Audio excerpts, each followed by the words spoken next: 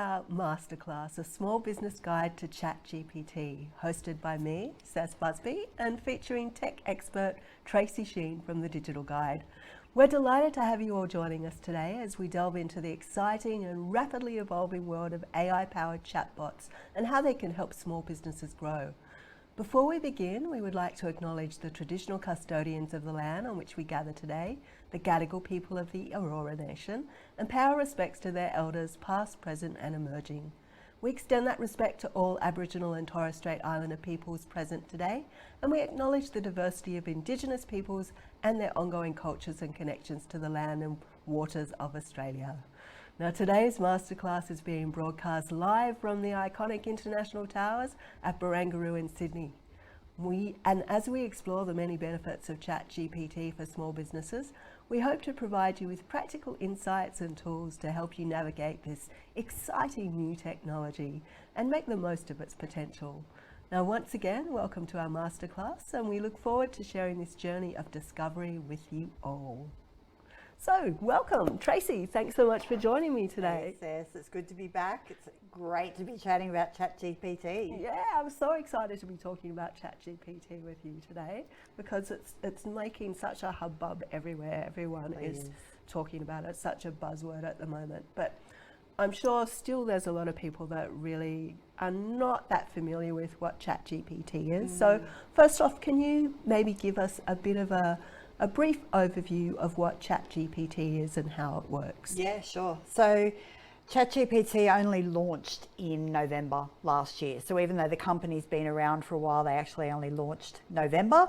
Fastest growing platform ever. So 1 million users in 5 days. Last data was about 150 million users. And really all it is a platform that allows you to have a conversation like you and I are now, ask questions, get information, but in a natural way. So it's called a natural language processor or a natural language tool. So that's kind of it. Much better than when chatbots first came out and you were like, couldn't have been much worse. This is definitely a robot. You are not a person. Absolutely. All right, so what are some of the benefits that you see of ChatGPT for small businesses? Yeah, saving time, increasing productivity and ideation, particularly around content creation, things like that. So a lot of small business owners struggle with, what am I going to post? Coming up with ideas. So ChatGPT is fantastic for that initial ideation process. Yeah, are there any other kind of potential business cases for ChatGPT? Absolutely. I've seen councils write policies with it, use it to create letters to the mayor, or from the mayor, I should say. I've seen web designers, we used it to debug some code for our website the other week, creating formulas for Excel. So it's really about, coming up with a Negroni recipe was probably the highlight for me, the best Negroni recipe. That's a pretty good one to give a crack. It's a good one to try. Now, are there specific industries or types of businesses that might be better suited to using ChatGPT, or it's something that can be used by everyone? Yeah, look, I think it can be used by everyone. It'll just depend on where is it you're struggling and apply the platform to those areas. So you could be a tradie and just looking for content for your social media, perfect. You could be a web designer that's needing to debug some code, perfect.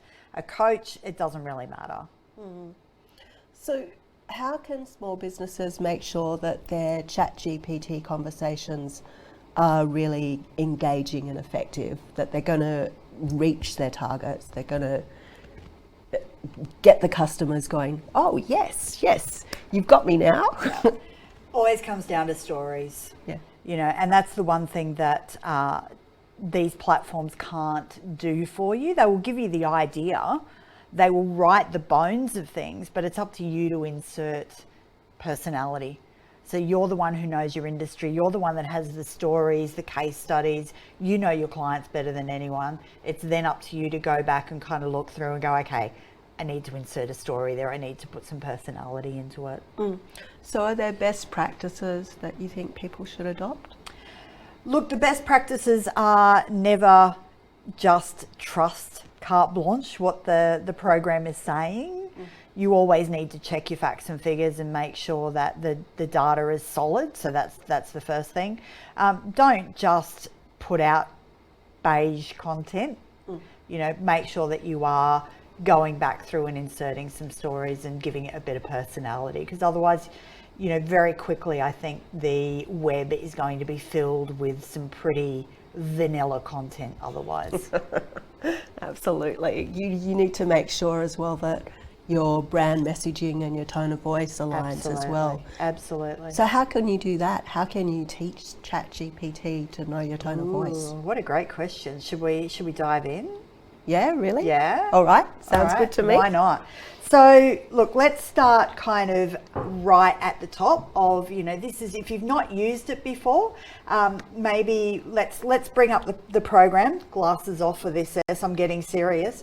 So we'll bring up the program, and you can see here I've just put in a really kind of basic prompt. So I'm a business coach. Give me 5 ideas for social media posts around the benefits of working with a coach. Okay, pretty boring, but we hit enter, and you can see this is exactly in real time what this is giving us. So, oh my gosh.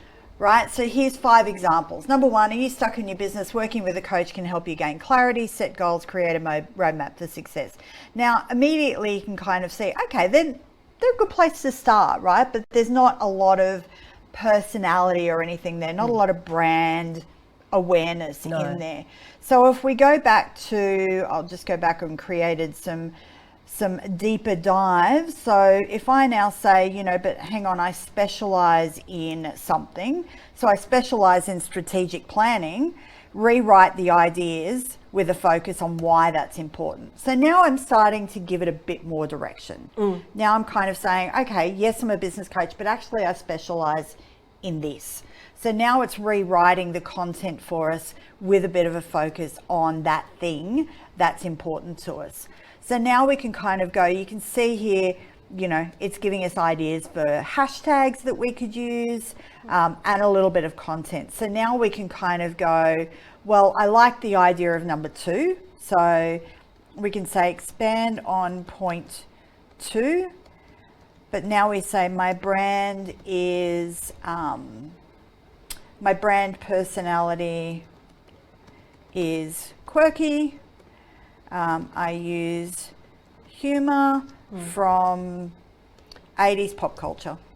Yeah, so you're really giving it direction as to the kind of content that you want and the tone of voice that you want. Absolutely. And it's like, it's like when you're writing content now, you have a voice that you use, you know what that is. The quality of the output of this system is only as good as the quality of the input. Or maybe you don't. Maybe you don't have a brand personality. Sure. Maybe that's something that you could get ChatGPT to do for you. And that's one of the things that you can use ChatGPT for. I work with these types of people. How would I approach them? What kind of language could I use? How should I be speaking to them? Exactly, yeah.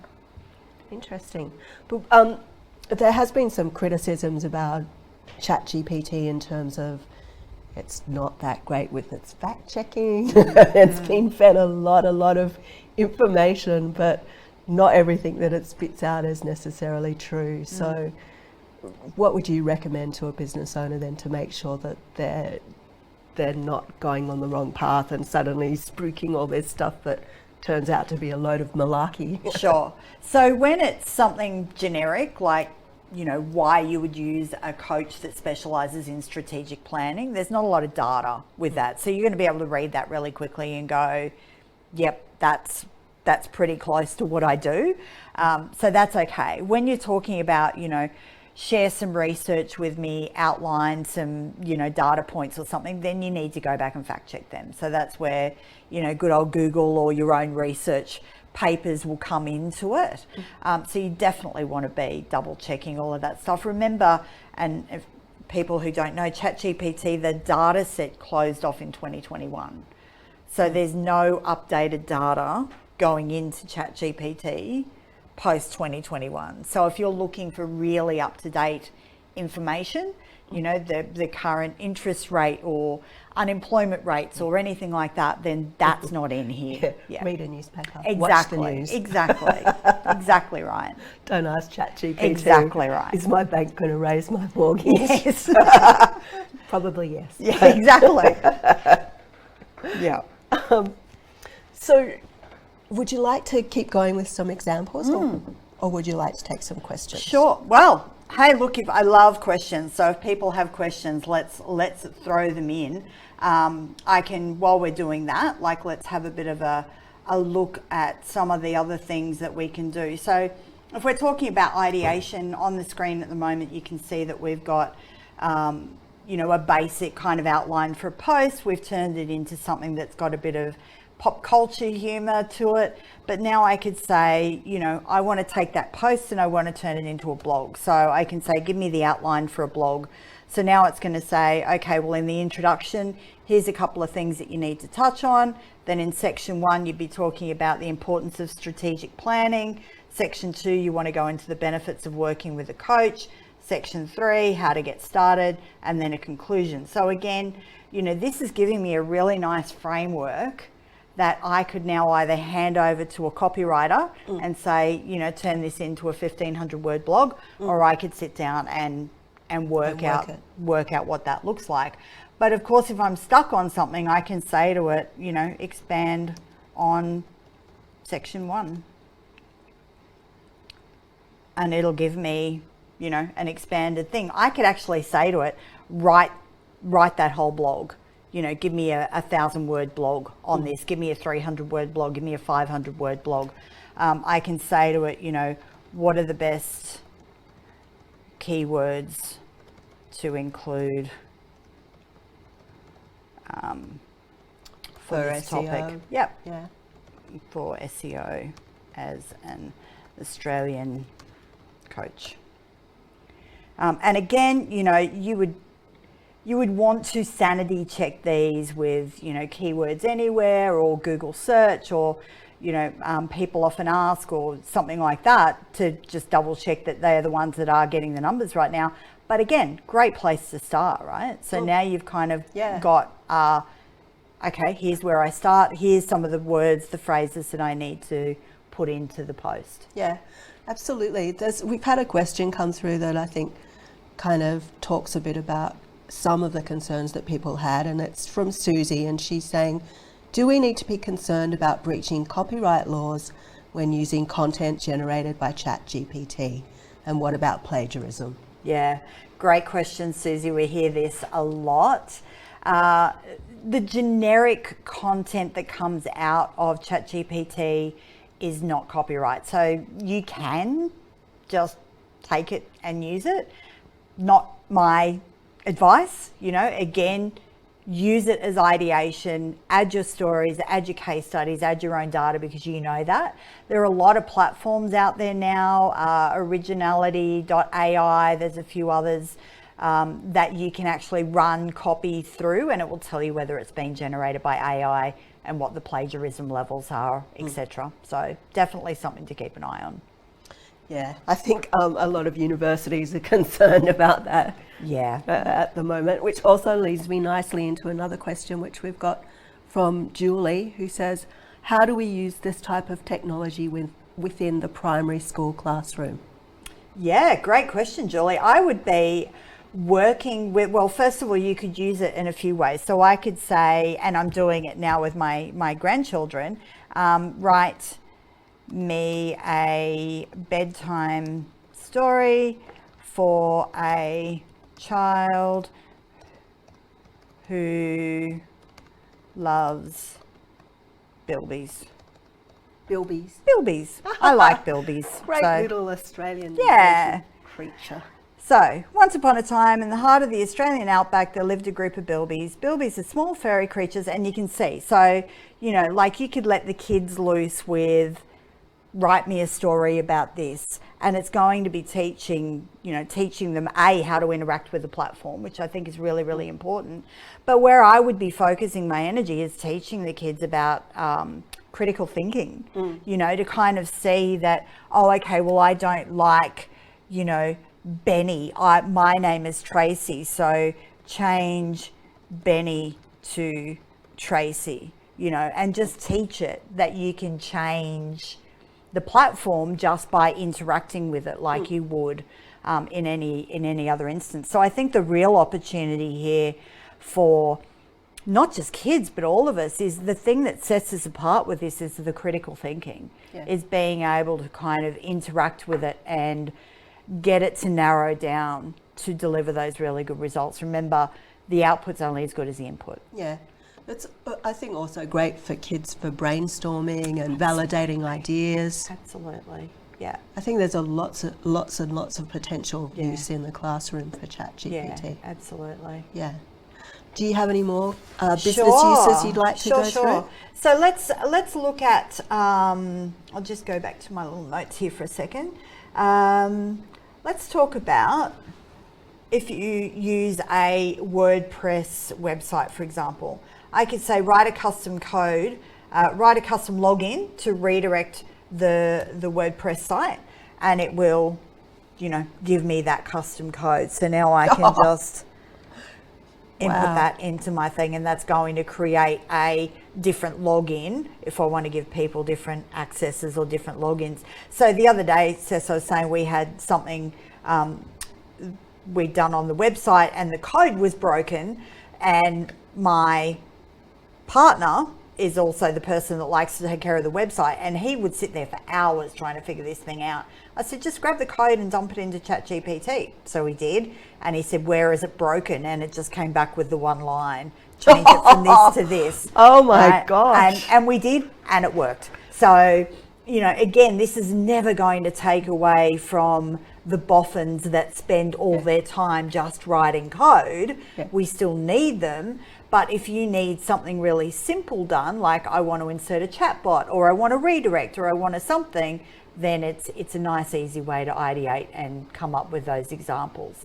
Can I just touch on what you just said there? It's not going to replace the boffin, because Emma, she's not a boffin. She's a copywriter. She's a freelance copywriter. Yep. And she said, if ChatGPT can do so much of the grunt work of copywriting, how can I set myself apart? How can I sell my skill set?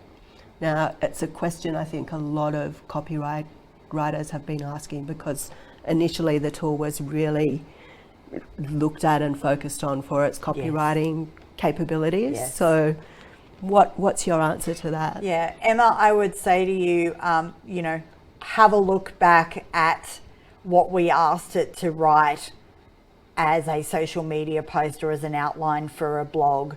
You know, if you could get that outline of a blog, how much better or how much easier would it be for you to then create that for your client, knowing exactly what they want, and if they can come to you and say, my tone is this, my brand is this, my client are these people. If you have a look at any standard blog or any standard social media post or anything that ChatGPT just creates for you, it is really vanilla. And what I love about copywriters, it's your job, and we love you for it, to put some personality into that content for us. And if we're not naturally inclined to be able to write content, we're going to need you more than ever, because like I said, it's not going to be long before the web is filled with very vanilla content, because people now suddenly think they can just go write me a 500-word blog on, you know, why being a Sparky in Newtown is the best gig ever. And it's going to be the same thing. So, yeah. Which Judith also asked, if I type in the exact same question, will I get the same outputs each time? No. Short answer. Shall we give it a go? Yeah. So let's put in, now if it's code, we will. But let's say we're going to say, write me a bedtime story for a child who loves bilbies. Now, it will usually start with the once upon a time again. So let's see, we've got one little Bilby was particularly curious. Let's see how close it is. She loved to explore and was always getting into mischief. One day while wandering through the desert, she stumbled across a mysterious cave. One day while wandering through the bush, he came across a sparkling stream. The water was crystal clear, and so that does change itself up a little bit each time. And the other thing that is interesting with this is, if you can see down the side of my screen here, these are all the different themes or different streams. So I'm not sure if you can see that on the screen, but on the left-hand side, you get a bunch of different conversations that you've had with the platform over the time. And while you're in, thanks Anne, while you're in that particular stream, ChatGPT is learning from this conversation. So I could go back now to our original post about, you know, I'm a business coach, give me 5 ideas. And theoretically, I can kind of say to it, back to the original question about social content for a business coach. Please expand on point 5. Because it should remember what our initial conversation was. So I should be able to go all the way back to the bottom now, and it's remembered. Wow, okay. That's great. Now, it's not going to remember different conversations. So if I've had a different thread going 2 days ago, it doesn't remember that. But while we're in the same thread, it will build on what we've been talking about throughout the session. So how does that play into the whole fact that there's no data sets post 2021 then? Is it learning from what you're inputting or not? Correct. Yeah. So it's so it's only specific to your conversations, correct. Not to it's like not if you put something in from the then web. It's not going to diversify that out to everyone. It's correct. just going to keep that information for you. Yeah. Right? They've been look, honestly, they've been a little cagey. I don't know that's the right word, but they've been a little guarded with what they're saying is happening with the data or with the information. So my advice is always, you know, don't put anything in here that you wouldn't put into Google or you wouldn't put into Facebook. You know, at the moment, this is still a free product. I'm using the paid version because I do a lot of training with it, but we can still access ChatGPT for free right now. My philosophy, whenever you can access a tool for free, you're the product. Yeah.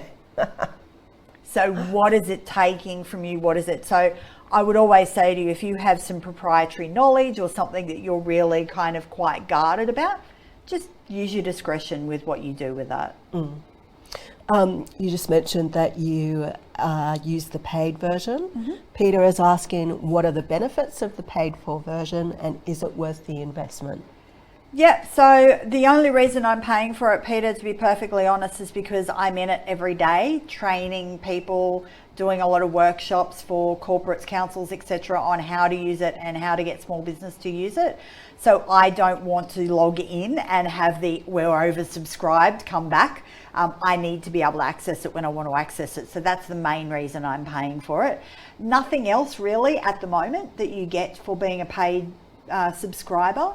They are saying, OpenAI are saying that you will be the first to see other iterations and other benefits as they come out. But right now I'm paying because when I want access, I want access. So Paul is asking, from a copyright point of view, who or what owns any output? So say you've put in your question, it's spat out a great blog outline for you, then you've crafted that into a beautiful post. You've run it through your plagiarism checker, everything's dandy, but is that your post or is that Chat GPT's? Yeah, I'm not a copyright lawyer, so let me just start by saying that. However, I did have this discussion with my editor on the weekend, actually, because I'm working on my second book about AI, and we were having this discussion, like if I want to put some Chat GPT stuff in the book, you know, what does that look like? And copyright is yours once you've put it out there. So if you put a social media post out, if you put a blog out, if you put anything like that out, you own the copyright on that. So providing, again, as you've said, that you've done the plagiarism checker and all that kind of stuff, and it is your content, it's yours. Interesting. It's deep, right? And I think it's really interesting that, you know, the main thing for me is right now we just need to be having a play. So just get in there and, I'm not saying you have to use it. I'm not saying don't use it. I'm saying you need to be aware that this is here. And we're only on the third iteration of this, which is the first one that they've launched to the public.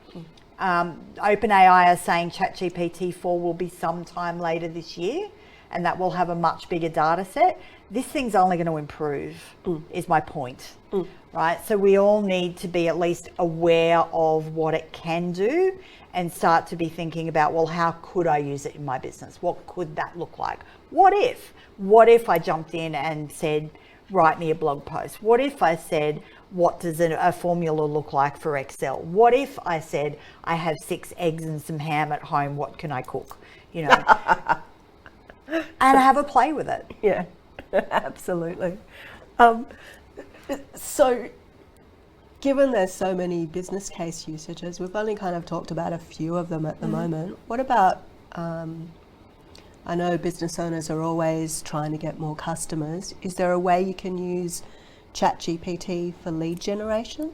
Yeah, so I've written landing page copy for it. So, you know, we could say I'm hosting a webinar as a lead generation tool. No, you're not. You're hosting a webinar because you're passionate about Chat GPT. I know. I'm a dentist. Write me the script. Keep the sentences short. Make it compelling. And aim it at parents of teenagers who need braces. So now, here we go, opening. Welcome parents, if you're joining us today, it's likely that you're concerned about your teenager's smile. As a dentist, I understand, blah, blah, blah, blah, blah. So that could be used as a basic lead gen. The other thing you could do from there is, you know, who else could be a target market? Right, so now it's starting to go, well, you know, have you thought about attracting seniors? I hadn't thought about attracting seniors, so now I can say, write me a avatar for a senior for this webinar. Wow. So now we're starting to get into, you know, some really interesting use cases of, well, now I can help it to identify potential target markets that I hadn't thought of before. I can get it to create the avatars. You know, where should I be advertising to these people?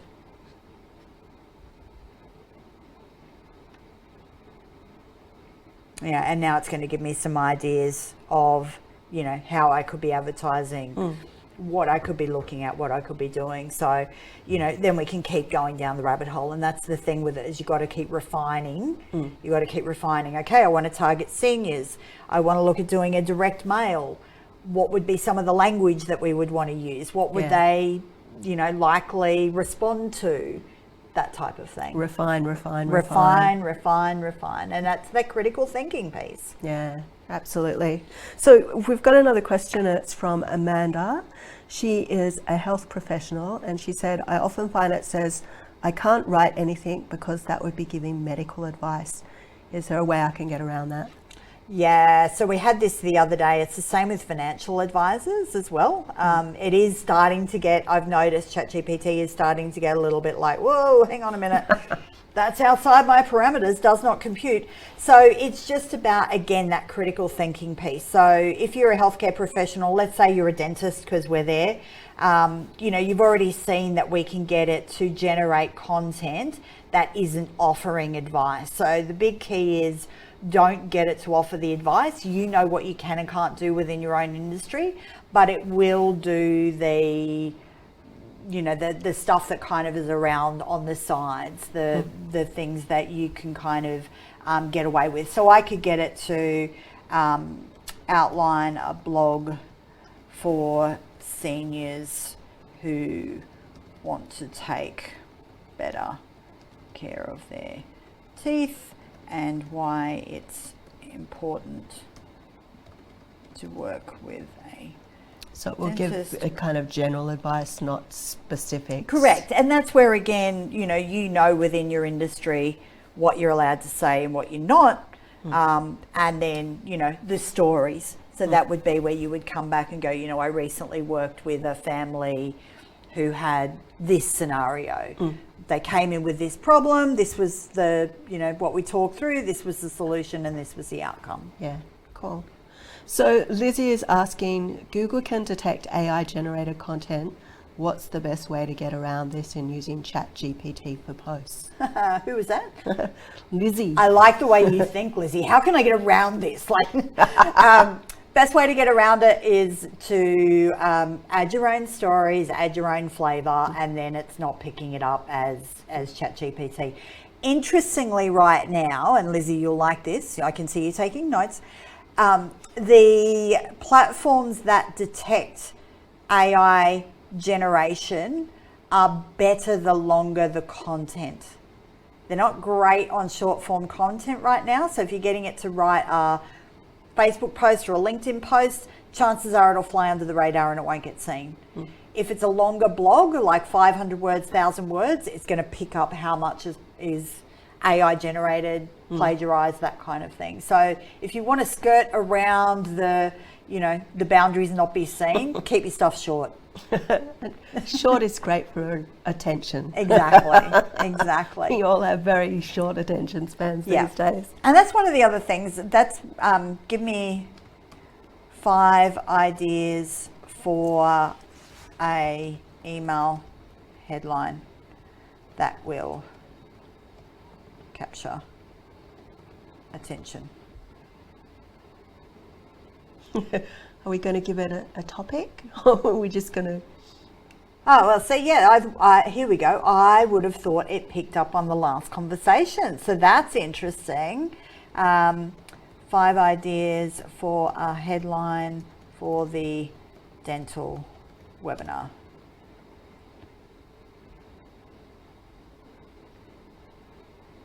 So transform your teen smile, expert tips and advice from a top dentist, and then it tells you why. So this headline highlights the expertise of the presenter, promises to provide valuable information, say goodbye to crooked teeth, how braces can improve your teen's oral health. So again, it's about, if you're staring at a blank screen and that cursor's just flashing at you, driving you nuts, this is the place to kind of go, what's going to make them open that email? What's going to, and you just go, 5 ideas. Didn't like any of them, give me 3 more. 4 more. And it will keep going. Yeah. So it's also great for that creativity side of thing. It's quite interesting because, the people in the creative side of things, the copywriters, the editors, the things like that, they're going, it's like when they launched DALL-E and all the artists were like, oh my God, people are never going to buy an original painting again. Well, yes, they will. But you can use DALL-E to give you some thought starters for a painting, just like you could use Chat GPT to help you brainstorm some ideas for a new novel, or, if you've got a pitch to do for a film that you're writing and you want to refine it or whatever, and there's what so goes many. into an investor pitch deck. How do I've got a networking event, give me a 30-second pitch. I'm this type of person, I work with these type of people. It'll write the pitch for you. Yeah. So it's just about, when you come up against something in the business, just go, I wonder what ChatGPT would say about that. It's a great place to start. Yeah, for sure. So Fatima is asking, can I get ChatGPT to create a tune for a kid's song for me? I have the words. A tune as in the music? The music, yeah. No. So, look, it might give you chords. What chords are great for a Helps Probably if you're the in same 4 chords that are in four most chords in the popular truth. songs. Yeah. Great for kids songs.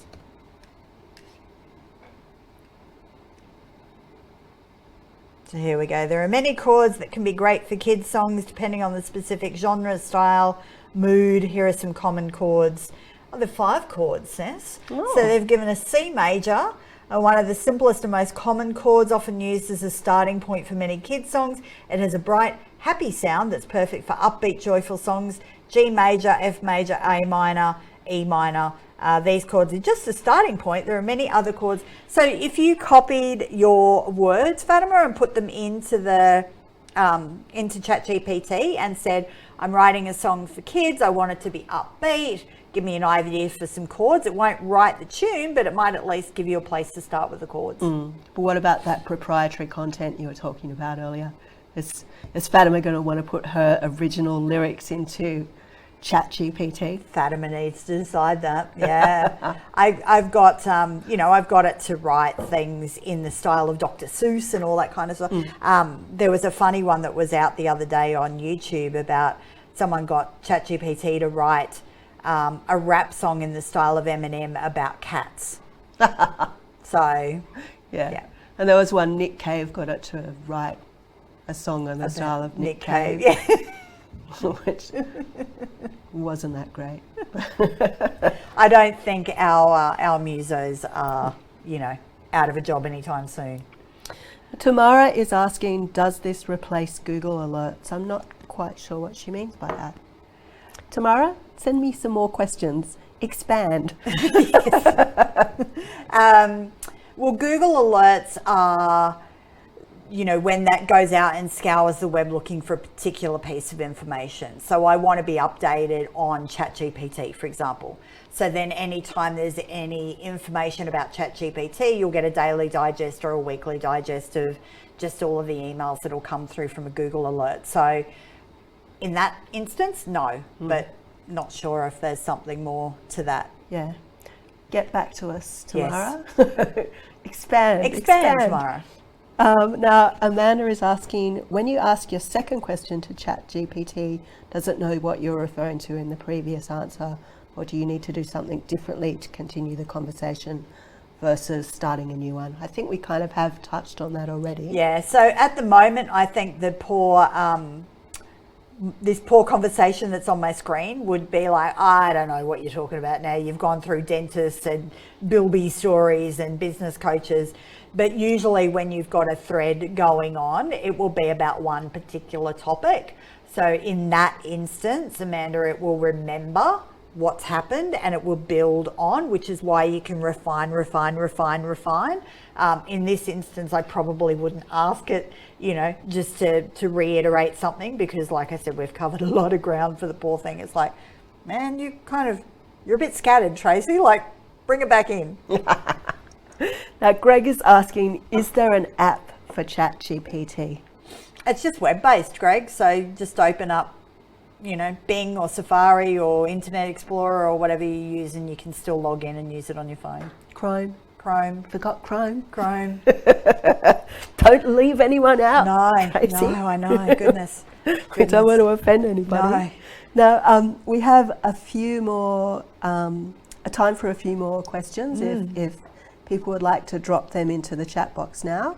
Otherwise, I'm going to get Tracy to expand some more on some other business case uses that she might have up her sleeve. So let's have a look at some of the other ways that it can be used. So I've just put in here, I've got a meeting coming up with prospective investors. My business is a coffee wholesaler. Write me a meeting agenda for the meeting. So, here it's going to give me a bit of an idea on what do we need to cover. And it's gone through from the welcome and intros, company overview. So it's saying you're going to want to give a brief overview of the coffee business, including the history, mission, vision, discuss the size of the market, the growth potential, the competitive advantage. Number 3, go through your financials. So you're going to want to share the financials with the investors, including revenue, expenses, etc. Number 4, go into your growth strategy. So outline your strategy for the business, including plans for expansion, product development, etc. Number 5, touch on the investor proposal. So present the proposal, including the amount of funding you're seeking, terms of investment, what the investors are expected in return.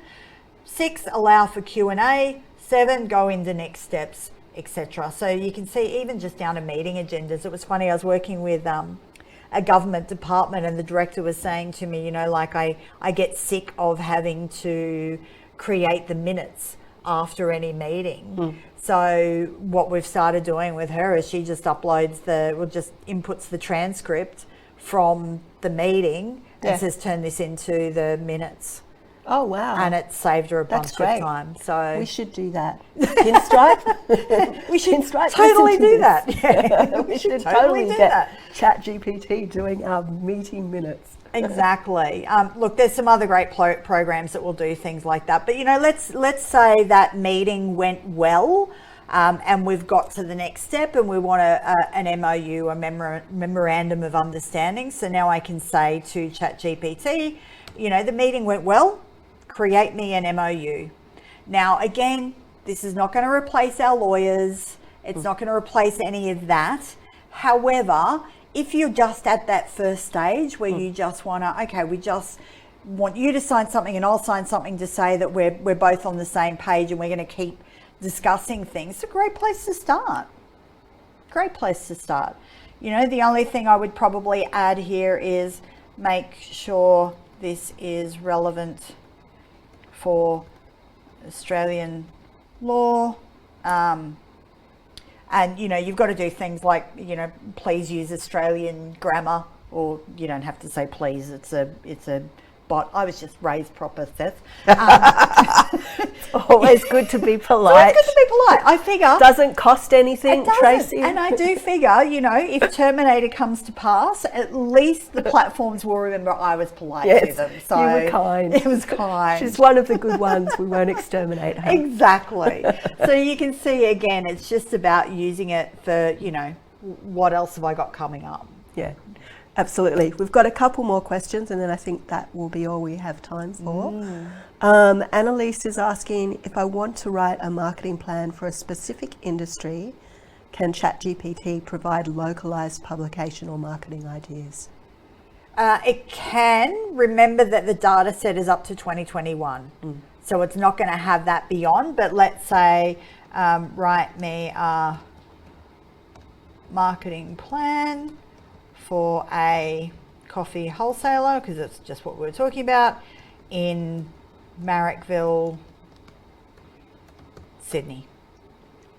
There's plenty of good coffee wholesalers in Marrickville, Sydney, are. Tracy. That's where ours was as well.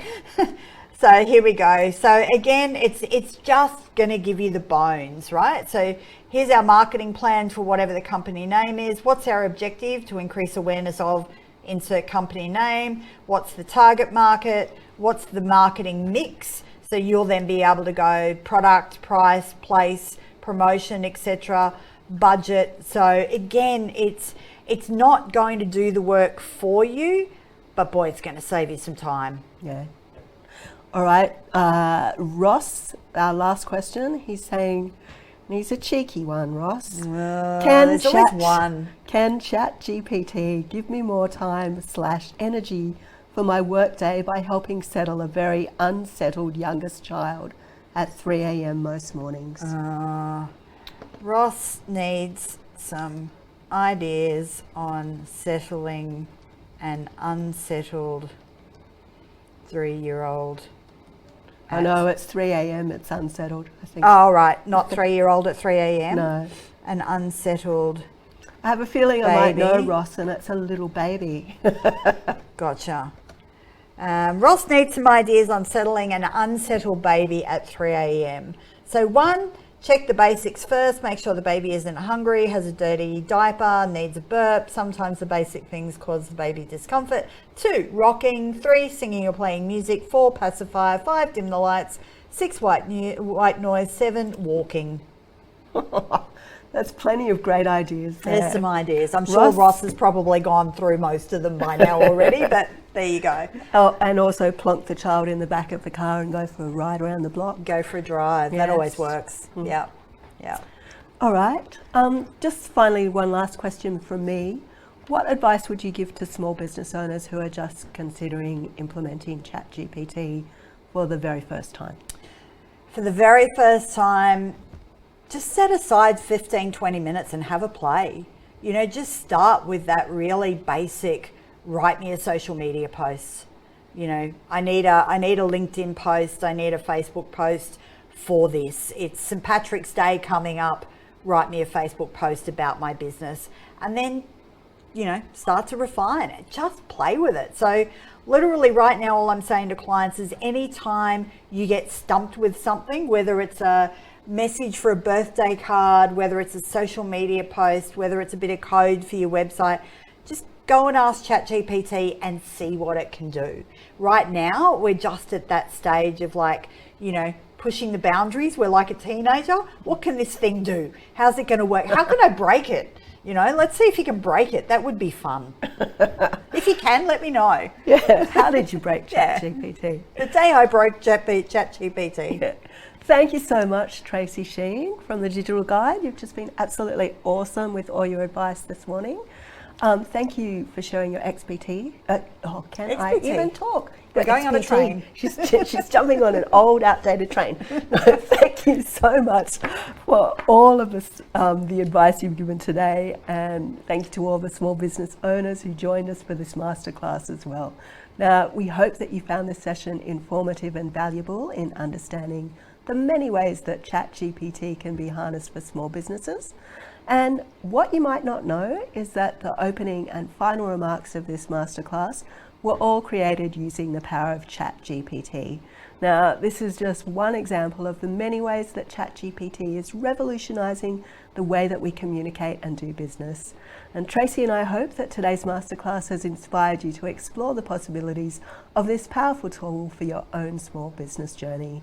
It's important to remember that successful implementation of ChatGPT requires a strategic approach, thoughtful planning, and ongoing monitoring and organisation.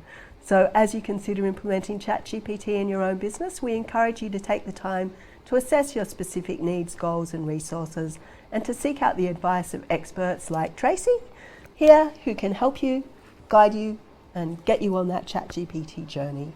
Now, if you'd like to find out more about the latest digital technology, small business news or advice, then check out kochiesbusinessbuilders.com.au or catch us on Channel 7 on Thursdays at 2 p.m. We hope this masterclass has given you the knowledge and the confidence to take the next steps towards using ChatGPT to grow your small business. Thank you again for joining us. Thanks again to Tracy. She's been absolutely wonderful. And we wish all the best to everyone on their ChatGPT journey. Thank you. See ya. Bye.